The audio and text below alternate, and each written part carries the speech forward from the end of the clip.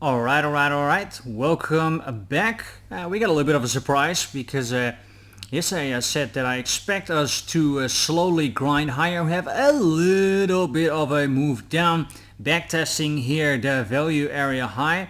So that's very nice. I did not get into a long yet. I first want to discuss our two shorts.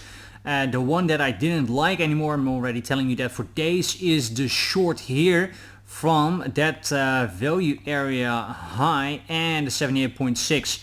And I already said I think actually that we are going to break it. So for me this trade is invalid, therefore I want to take it off. If you are in that short, man, be careful, keep your shorts, take profit fast.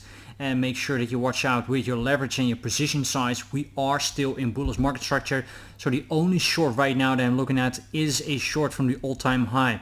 I just cannot imagine myself taking a short if we are going above and closing underneath the current high that we made, because we're having this high and this high. So I think just the chance for us making a move like that is relatively small.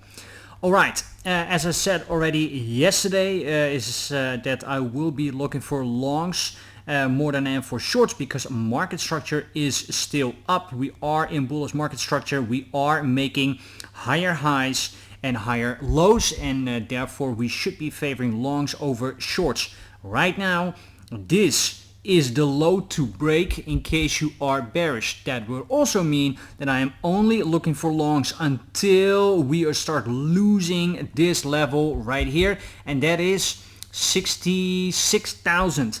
And that's also important because that is then also underneath that point of control again. So what could you do if you are not in a trade and you're looking for the long? Because like I said, I already discussed the shorts. The only one valid for me is from the all-time high. We're kind of ranging right now, and actually the likelihood for us to go higher is pretty big. I'm also going to show you in a minute the 4 hour, and that shows exactly where we are. This is kind of the range, right? So we had that move up, then we are creating this liquidity. I was hoping for us to go lower, grab the liquidity, and then to go higher. That didn't happen. This grind up, we have seen this in this bull run already so many times. And then we just had this expansion to the upside, and now the consolidation. You could try, if we go down for New York Open, grab the liquidity and then to go higher. But again, as I just said, we have seen a lot of times that we're just grinding higher and then suddenly you move up. Grinding higher and then suddenly you move up. So in that last scenario, grinding higher and suddenly you move up, it will be a little bit harder to get into a trade. Because with this option right here, let's say we are getting it, you have a nice bullish divergence on price, and then on the momentums we are going higher, so we're doing something like this. That would be very nice, and also you have a very clear invalidation. So you're then taking the trade here and you're putting your stop loss somewhere 0.5% or percent lower, and then you can just target the highs at least. So that is actually very nice. Now if we are going lower, I will definitely try to long it, and I will take it as a present, and then actually I need to zoom out real quick on the hourly, and that is really a zone. This is a little bit more tricky, and therefore you also need to watch out a little bit with your position size and your leverage. But that is to go back here to the 78.6 of this FIB retracement, that then also lines up here with that macro point of control and this whole bunch right here. So if we do get something like this, then I would take the trade. What is important is that you then put your stop loss underneath this low. So what I told you earlier, the low to break, or at least the low to hold for now if you are bullish. So underneath here, you're taking a trade. Your first target should be the highs, but actually I will be targeting the all-time highs. That will be a great trade because that will give you at least a 1 to 5. $100 in, $500 out. So that actually would be super nice. I don't think that we are getting it because it's a bit of a deep retracement, but if we do, man, you betcha, very most likely I'm going to take the trade. The only slight negative about it is that you are losing the value area high again, but since market structure is still so bullish and we're just having these big impulses to the upside, for once I'm giving it a pass, and I think actually that we could break it again once that happens. And if not, then at least I will take a TP1 here at the value area high. But like I said, I think for us to break it, I think the chances are relatively small. So the most preferred trade right now, the one that makes a lot of sense, is just to go lower here. take that liquidity and then to go high to just back test that again. And I actually by accident took the trade out, so let me put it back in. You need to be then a little bit conservative with your stop loss. Don't do it exactly on the wick, because it might be exactly wicky here at the bottom. So don't do it exactly at the wick. Do it like 0.5% lower for your stop loss. So again, watch out then with your position size and your leverage, and then just target at highs, and that could be a very, very nice trade.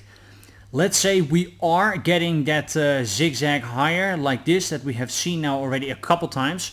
Then you should actually really zoom in on a very low time frame and then try to long somewhere at a golden pocket 78.6. So you're then taking a fib retracement and you're putting in the levels.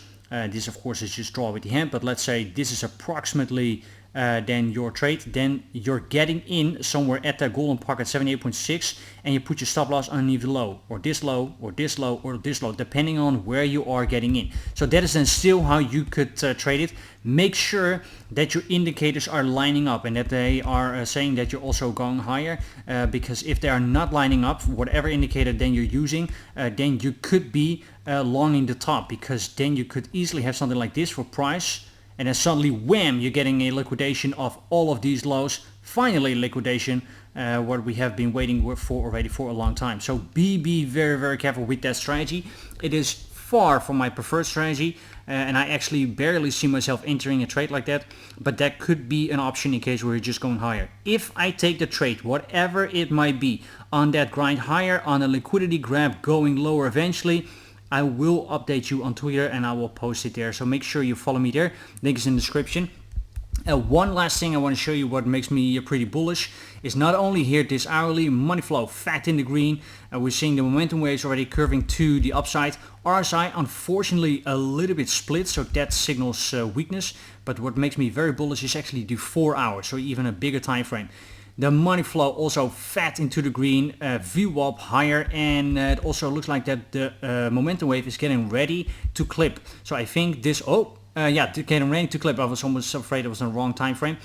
So this I think needs 1 or 2 more candles. So that would coincide then with the New York session. And then I think we can have another impulse to the upside. Like I said, I am targeting new all-time highs. Let's quickly look at to the daily, because yesterday I said, yeah, doesn't look all too pretty.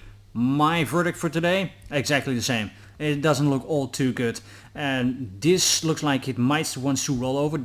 Does not really necessarily have to be, but actually you want to see follow through today or tomorrow, because if you don't have that, this is going to print a red dot, and eventually you also see that everything else will be rolling over. So I don't really see yet that thick money flow, that inflow that gives us a certainty that we can see a couple of more green days, like we have seen here on this impulse, or on this impulse that is inverted. That, or like this just looks so good. You know, that is kind of what you want to see. But this right here, it's just is a little bit ugly. So on the daily, I'm like, on the smaller time frames or the medium time frames, hour, 4 hour, I think it looks strong, it looks good. I expect actually that we can see another impulse move within the next 24 hours to the upside. That will be it for now. Hope you like the content. If you do, please do me a favor, like, subscribe, click on the bell, click on all so you don't miss anything. Leave me a comment, share this video with your friends if you think this is useful, and also feel free to follow me on Twitter and Instagram. Like I said, links are both in the description, and see you guys very, very soon again in the next one. Bye bye.